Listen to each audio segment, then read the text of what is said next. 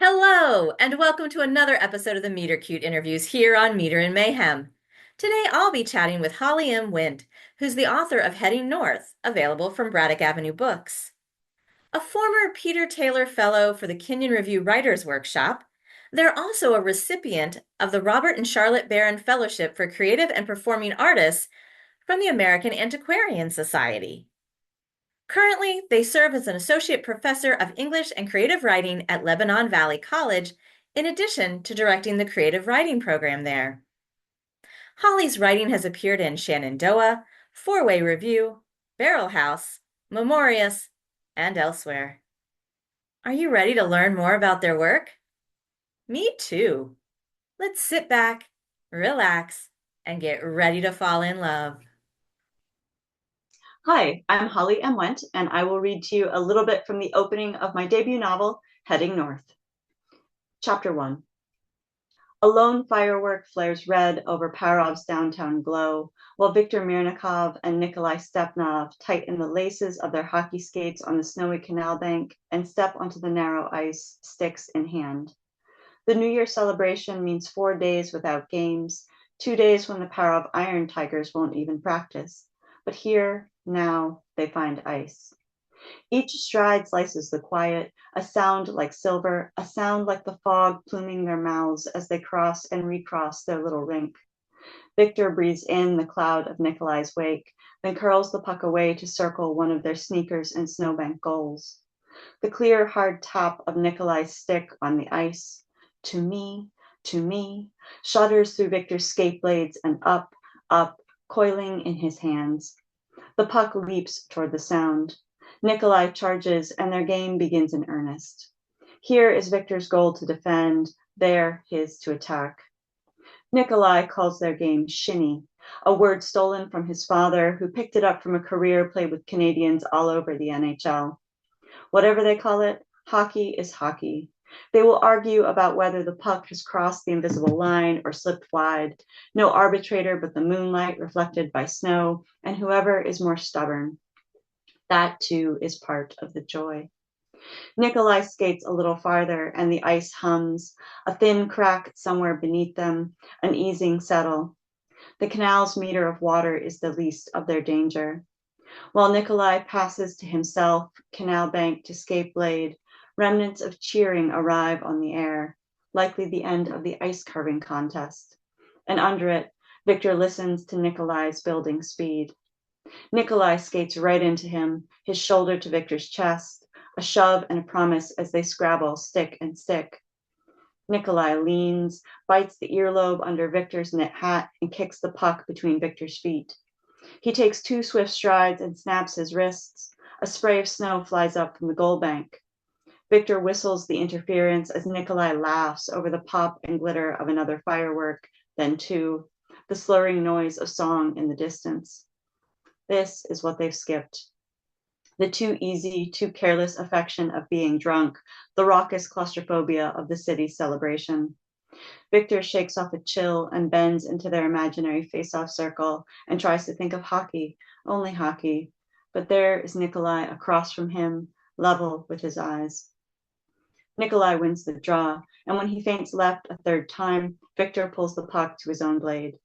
Draggy seams of snow ripple the canal ice, but the air is dry, fast and snapping, clean enough that Viktor can imagine the iron in his blood calling north and north toward the goal, always hockey's pole star. He flicks the puck over the line even as Nikolai's hip catches his. Nikolai spins away and back. Even if they play against each other, success is always something to celebrate. He raises his hand to slap Viktor's. Viktor stretches up, lifts his hand full height, so Nikolai has to jump. An excuse to catch and be caught. Dick, Nikolai says, laughing. He rests the padded fist of his glove under Viktor's jaw, brushes an uppercut softly from chin to cheek. The NHL is going to love you. As soon as it knows you exist, lingers unspoken. Everyone knows who Nikolai is. He is Kirill Stepnov's son. Knowing Nikolai has been good for Viktor's career. The scouts who come to see him can't help but see Viktor, whose passes are so often the launch point of Nikolai's attack. The trouble is, it will end both their careers, Victor is certain, if anyone discovers all the ways they know each other. The trouble is, with Nikolai, someone is always looking. Okay, and I'm going to read you a second section. This is from chapter 2 and the introduction to Lilia Aliev, general manager of the San Francisco Pilots and Nikolai's stepmother. 2. Lilia slides the list of players she's planning to select at the June entry draft across her father's wide, dark desk, the way she did at 16, 17, 18, when her draft notebook was only theory and prediction, not the material shape of the pilot's future. She's already imagining the stars and circles of his agreement, broad and bold under the fountain pen's fat nib. Her first draft as general manager, her whole life sharpened for this point. Peter Aliev's hand slides down the page, pen cap as pointer as he reads.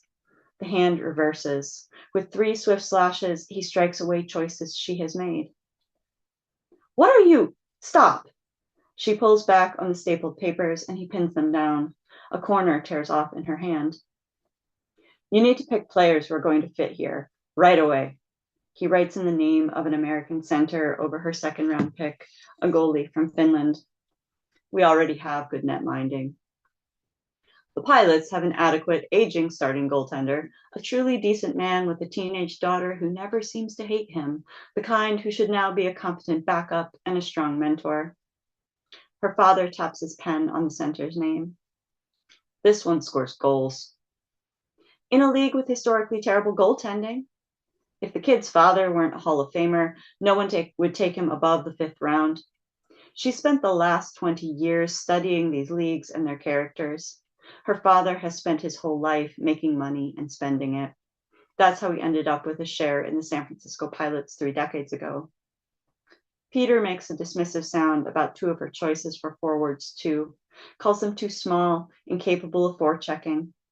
When she tells him about their speed, their puck handling, he says, hockey is not ballet. She would keep arguing. Chasing big hits usually means you're chasing the puck too, except he doesn't ink them over. The third name he's crossed out belongs to Viktor Mirnikov. She jabs her finger beside Victor's name. He's not small. He's 6'8", and he's like watching Yevgeny Bodrov at the same age, a goal-scoring, puck-moving defenseman. We need blue liners who can contribute offensively. That's what forwards are for, Peter says, parroting head coach Craig Walkinshaw.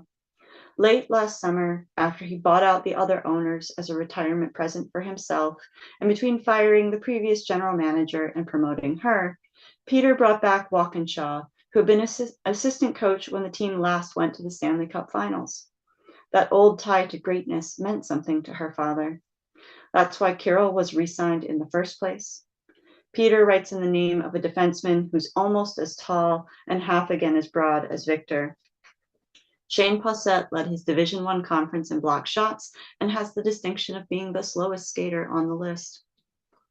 Lilia reaches across the table, takes the pages, folds the names and her father's heavy scrawl out of sight. Thank you, she says, for your input. She makes sure she stands up deliberately, both hands on the table, and hopes her foundation is masking the heat in her cheeks. Tomorrow morning, she'll get on a plane with her assistant general manager and her scouting director, and they'll fly to St. Paul and choose the players she wants. Peter rolls his chair back a few inches from the desk and sits back, interlacing the fingers he rests on his stomach. Do you know, he says, everyone still thinks I'm a fool for hiring you. Everyone means the other owners, men like himself. For hiring you means not just his own daughter, but a woman, any woman. She makes sure she closes his door quietly, waits until she's in the elevator to whisper, fuck you, fuck you, fuck you, to the panel of buttons, the blurrily reflective ceiling, the tiled floor. Thank you. Oh, I really enjoyed that. I was a little bit sad that the reading portion was over. Um I could have sat and listened to that all night. And I think one of the things that I loved the most in the first section was the use of sound. Hmm. That really, and especially like when a space is cold, sound kind of works a little differently. And I think that you captured that just perfectly in that chapter that you were reading. So thank you so much for that wonderful reading. Thank you so much for the super kind words. And I mean, I think anybody who has played or done anything on ice, you know how encompassing all of those sibilants and hisses and yeah, it's just such an oral experience. And I really wanted to bring that forward. Excellent. I enjoyed it. Um, so you write a lot about sports. I do. Um, and I'm not, I will say I'm not, um, I played soccer for like one season in the eighth grade. Other than that, that is like my sole, and that was really just because my friends were playing. And so Mhm. it was specifically just to hang out. Mhm. Um, but I still felt, even listening to you read, I think you've got stuff in there that brings people who aren't familiar with the sport kind of into the story as well. So um, that's And great. that's very much a goal of this book. It's a literary fiction queer sports novel, and I'm fully aware that most of my reading audience are not just like diehard sports people. um you know, I'm hoping that people will come for the queerness, for the beauty of the language, for a representation of women in sports roles that they're not currently in. There are no female general managers anywhere in the NHL. There was only one in Major League Baseball, and she is now no longer in that position.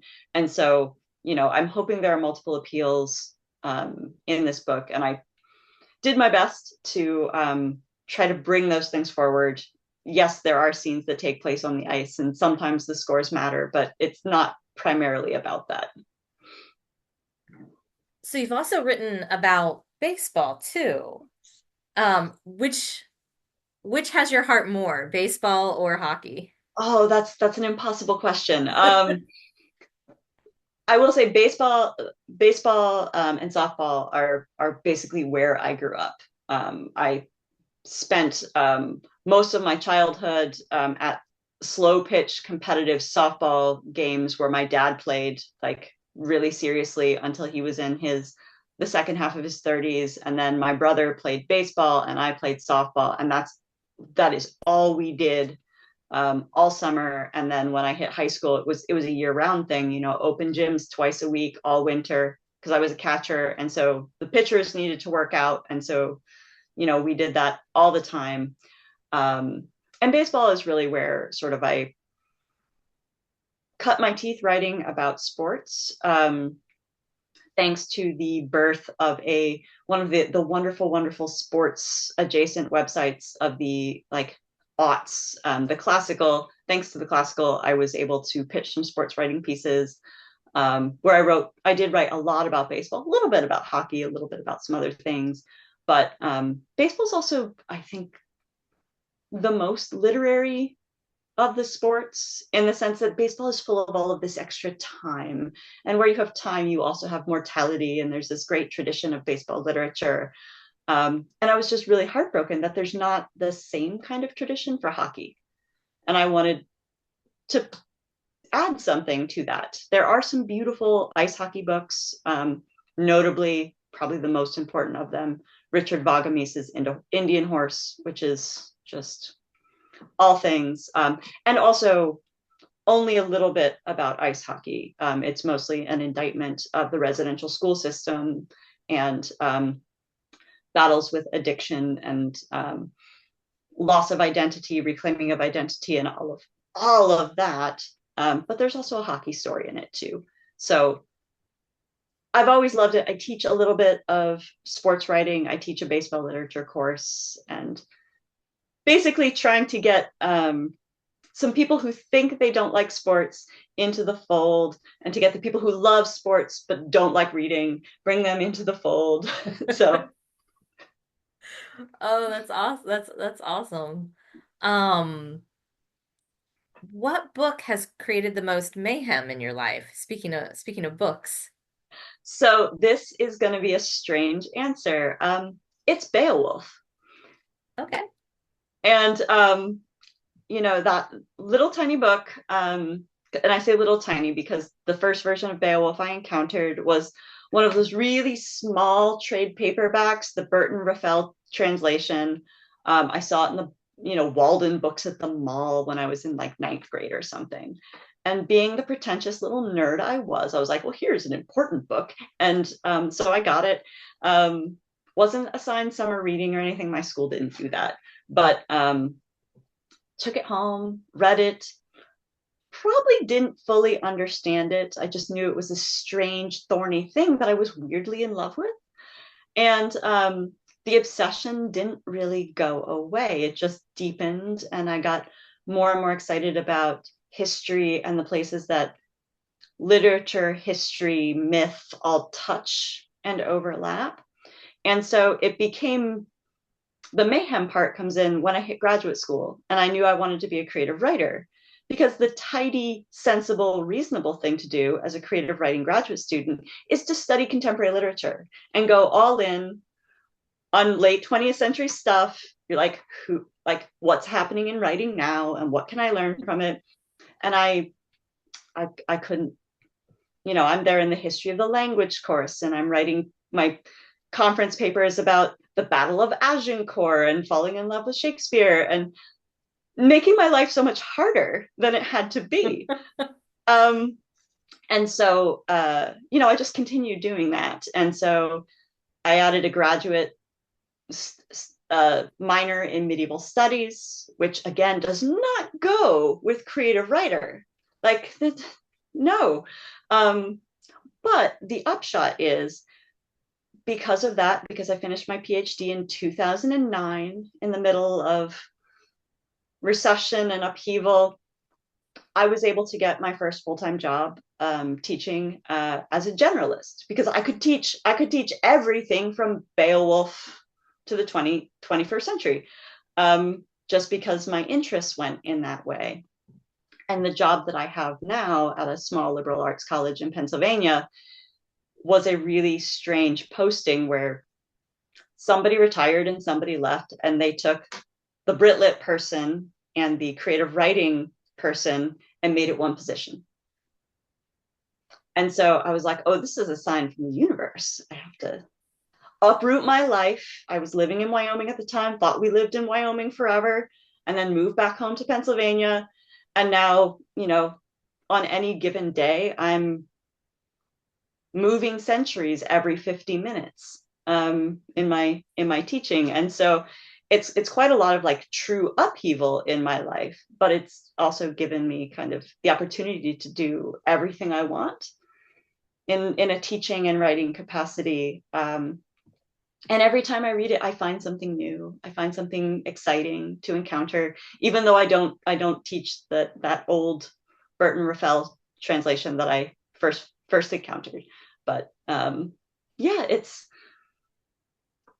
not the sort of thing you expect to create a great deal of upheaval, but there it is. So Um, so do you teach the Seamus Heaney translation, or which translation do you use?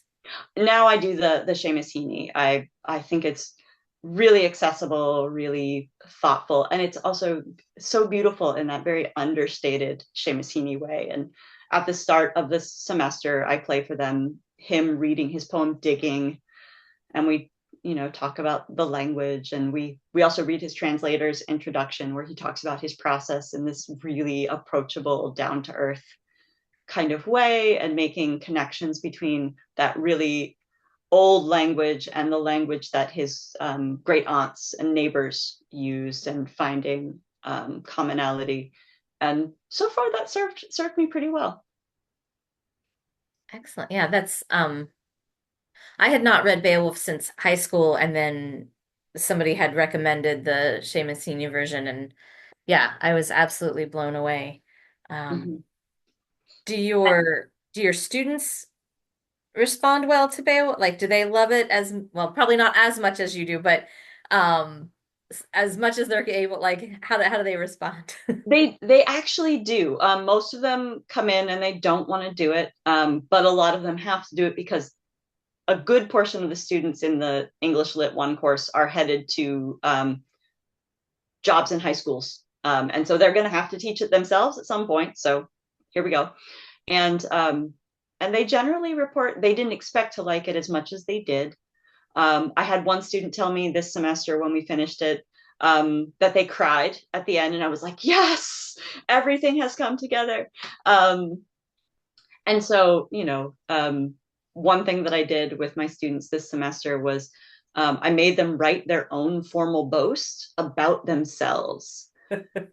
And then we unpacked doing that. And they're like, this was the hardest thing because our culture is trained so intently to not boast, and I teach in rural central Pennsylvania where the culture is even more, we don't talk about ourselves. You don't crow about your achievements. You certainly don't talk about what you're going to do before you do it. And so I'm like, well, if you can't, if you don't have your own confidence, store-bought is fine. Let's try this out. And you have to, because I said you had to, and they did it, and they're like, oh, it was weird. It was real weird. But I think it's nice. I'm like, yeah, but if you don't have the confidence, fake it till you make it. That's fine. And maybe that was slightly freeing. I love that. I love that idea. And I think so I do a writing prompts inspired Mm. by the interviews, and I'm thinking that would actually make a really fun prompt to work into that. So I think I'm gonna use that. It's just sounds so much fun to do. I think it is. Although I will also say when I am doing it, because I do the in-class writing with them, I'm like, yeah, this is so uncomfortable. Yeah. It can be hard to boast about ourselves, Mhm. but maybe by doing sort of the fake outrageous boasting, it makes some of the more realistic stuff a little easier, maybe. Yeah. And the thing that where I translate it to my creative writing students, because, everything about getting a book into the world is at least pretending the confidence that it belongs out there. That's all we're all doing is saying somebody else should read this, which is a pretty bold thing to say. Um, but my students are so kind to each other. So I'm like, well, if you could be this kind to someone else, could you at least be mostly that kind to yourself? And like that's my way in. If you would say something so generous about somebody else's work, could you at least say it about yours? And that's also another way to kind of get there. Ah, um, that's really lovely. That's really lovely advice. Um, what what advice would you have for yourself at a younger age, like a younger Holly? The thing I would tell younger Holly is when people say they want to help you, when they offer to connect with you, they offer to connect you to someone else, try to believe them. Um, you know, because the inner critic is always, oh, they're just saying that, they're just saying that, they don't mean that, they don't want to be bothered. And every once in a while, yeah, that's true, somebody is like no longer has the bandwidth or sort of forgot that they said that and they won't respond to your email, and that's okay. But on the whole, a lot of people really do want to help. They just have to know, like, oh, now is the time, or to be reminded. And I know that I really enjoy helping other people, so ergo other people probably feel the same way. And so trying to tell younger me, particular graduate school me, like when people say, hey, we should do that panel together, hey, we should you know try drafting this craft book together, like say yes to those things. They're not volunteering to do extra work for funsies. So believe people when they say they want to help. I think that is good advice for people at all, kind of at all stages, Yeah. for sure. Um, Sorry, my brain sometimes I am what advice do you think that younger version of Holly might have for you now if they uh, saw you and I'm gonna dive into the ninth grade me, the sort of invincible high school student me, to say, give up the self-consciousness. I was so much less self-conscious as a teenager, which is the opposite of like everyone's experience, as I am as an adult, which might also have to do with, when I was a kid, the internet was just sort of becoming, and we weren't in the panopticon of always being observed. Um, but to sort of reclaim that unjudging exuberance that sort of comes from the inside out. Um, you know, the theater kid background that was just like, yes, let's do it. Let's do everything. It'll be great. To reconnect with that a little bit more. Wow, and I am really impressed that for you you were able to keep that through like ninth grade.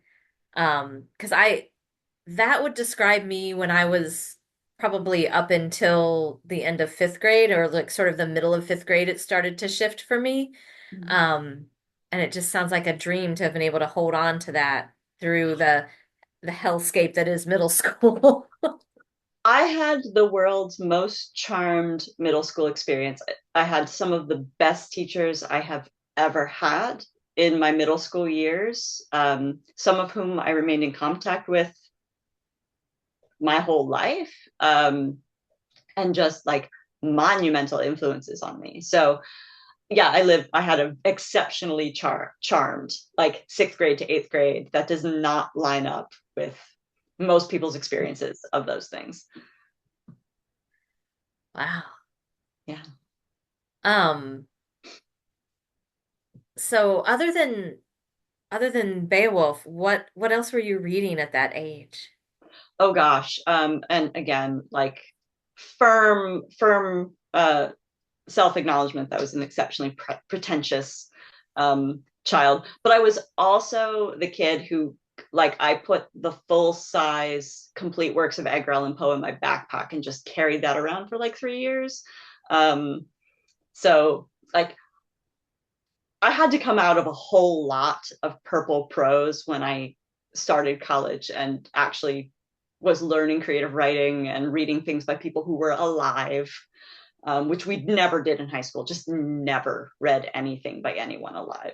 So, yeah, a whole lot. Well, that's not true. I did read, my fair share of fantasy novels. I was deep into the Mercedes Lackey novels. I have a wonderful uncle who is also very much a reader, who loaned me his whole Lord of the Rings collection. He's like, here, this is for you. You're gonna love this.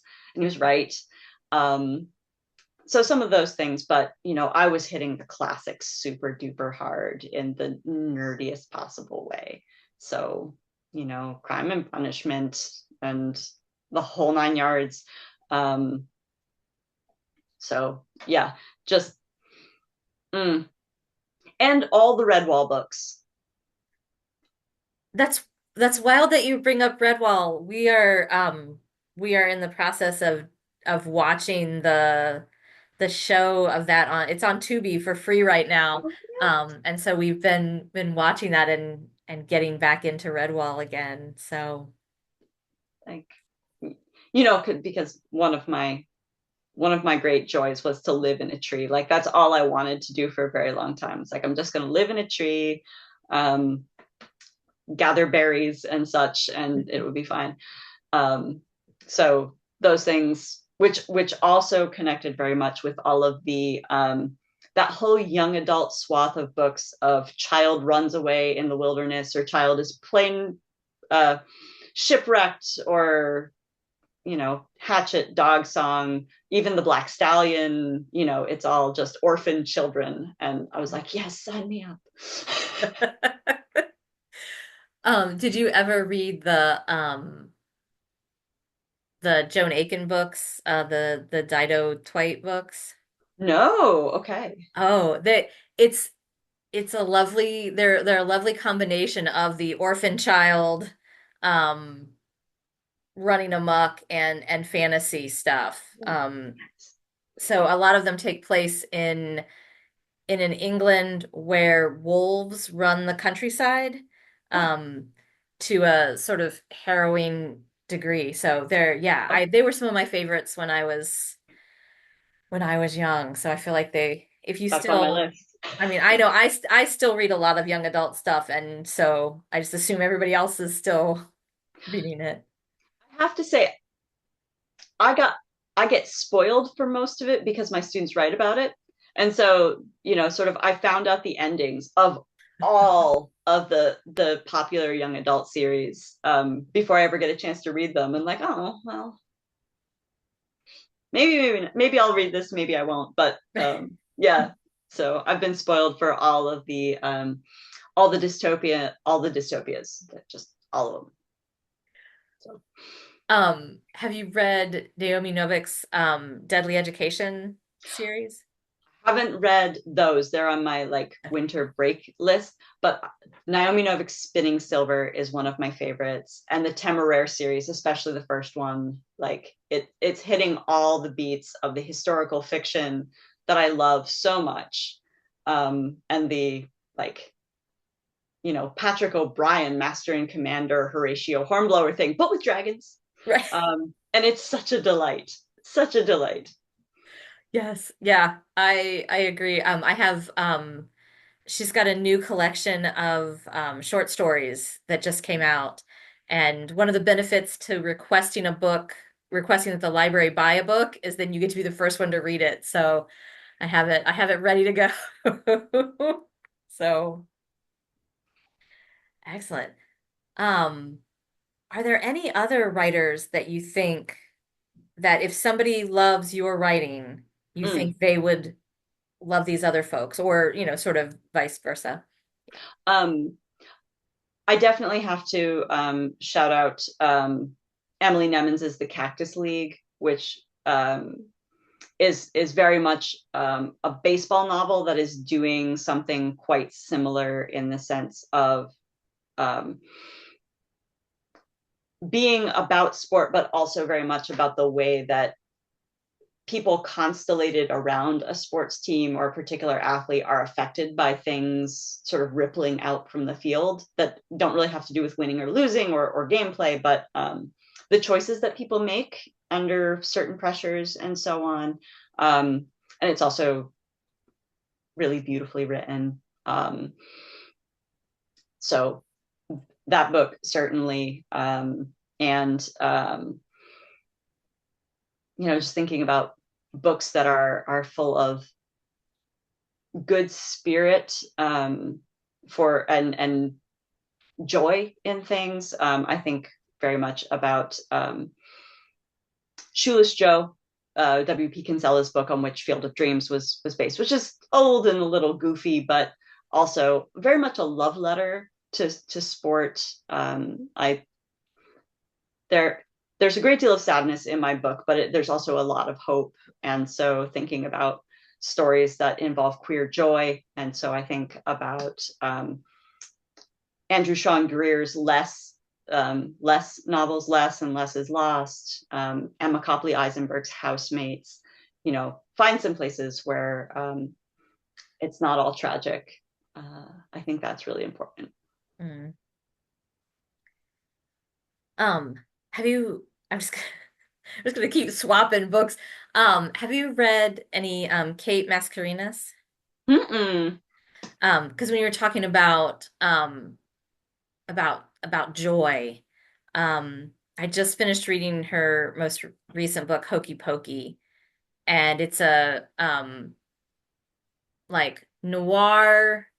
It's sort of like a noir whodunit, but the whodunit involves like an actual monster. Um, but and it so, yeah, anyway, I think there's a lot of joy in it. There's also a lot of monsters eating people. But I think Why especially not both? exactly, yeah. And I think that's in a lot of her work. Um uh she's her anyway.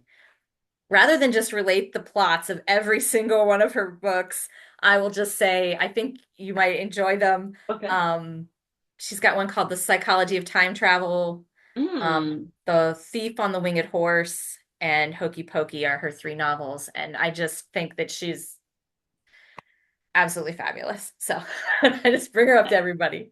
Um, so on that, rather, because I could just and be getting book suggestions from you all night too. But thank you so much for stopping by and chatting with me tonight.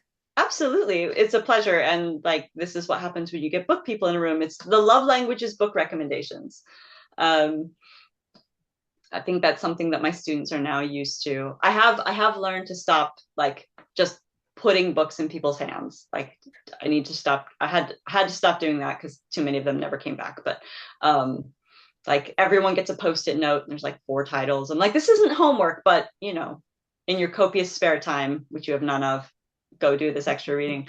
Um, yeah, but it's such a pleasure. And then also to think about the way that voices and resonances carry, like, oh, if you like this, there's an echo of that over here, and then you can just sort of like follow that wonderful, wonderful trail. Well, thank you for taking me down the paths with you tonight. What a fun interview that was. I hope you enjoyed listening as much as I enjoyed talking. And I hope that you're enjoying thinking about the things that Holly said as much as I'm enjoying thinking about the things they said. Because that idea of boasting and being able to just like put yourself out there and say, here are the wonderful things about me. I'm really taken by that idea because I feel like my well of that kind of energy really got depleted during the book tour because you have to kind of be in that mode all the time and it can wear down a little bit. And I have a special thing for folks who are still listening. This is your special treat for making it to the end of the video and for sticking around for my outro, which is usually I say to folks, may your work be seen by all who feel seen by your work. And for folks watching right now, I'm going to put a little addition onto that, which is may your work be seen by all who feel seen by your work, and may that process take as little of your energy as possible. Because it can take a lot of energy away from the things that bring us the greater joy, but we also still want to get our word out there. So that's my little saying to you today. Thanks for stopping by.